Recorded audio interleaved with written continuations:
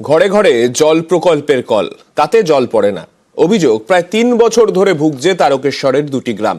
বাড়ছে ক্ষোভ, রাজনৈতিক কারণে বঞ্চনার অভিযোগ সিপিআইএম এর। অভিযোগ অস্বীকার করেছে তৃণমূল পরিচালিত পঞ্চায়েত সমিতি।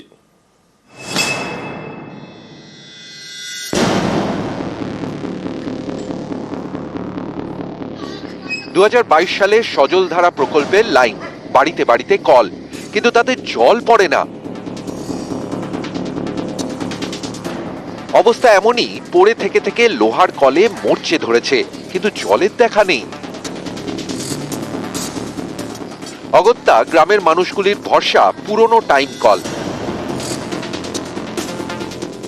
এ ছবি তারকেশ্বর ব্লকের তালপুর গ্রাম পঞ্চায়েত এলাকার। চরম সমস্যায় দুটি গ্রামের প্রায় ৭০টি পরিবার। কল আছে, জল নেই। এখানে জলের একটু সমস্যা। অনেকদিন ধরে ভোটের আগে থেকেই কল লাগিয়ে দিয়ে গেছে, কিন্তু ভোট দেওয়ার পরেও এখন অবধি আমাদের জল পাচ্ছি না। কলে কতদিন ধরে দিদি?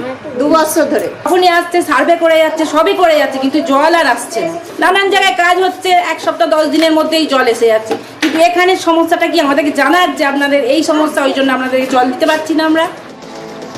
গত পঞ্চায়েত ভোটে এই এলাকার 2টি বুথ থেকে জয়ী হন সিপিআইএম এর প্রার্থী। অভিযোগ, এ কারণেই সরকারি প্রকল্পের সুবিধা থেকে বঞ্চিত পরিবারগুলি। বারবার প্রশাসনের বিভিন্ন স্তরে নালিশ জানিয়েও সমস্যা মেটেনি বলে অভিযোগ। যেহেতু আমরা সরকারের ক্ষমতায় আছে, তৃণমূল সরকার, তাকে হারিয়ে যেহেতু সিপিএম ক্ষমতায় আসছে, এটা তো একটা বড় কারণ হতেই পারে যে তার জন্য। তাছাড়া তো শুধু 105 নয়, চারিদিকেই এরকম জলের লাইন বেছানো হয়েছে, এখন কোথাওই জল পৌঁছায় না। কোন বুথে কি সমস্যা আছে সেগুলো কিন্তু আমরা নথিভুক্ত করেছি। সরকারের মোটো যে আমাদেরকে 1 মাসের মধ্যে প্রত্যেকটা বাড়িতে জল পৌঁছে দিতে হবে। যে মানুষগুলো অভিযোগ করেছে যে সেই বাড়ির মহিলারা লক্ষ্মীর ভাণ্ডার পাচ্ছে কিনা, পঞ্চায়েত সমিতিতে আছে যারা, তারা কিন্তু কোনো মানুষকে বেছে বেছে পরিষেবা দেয়নি।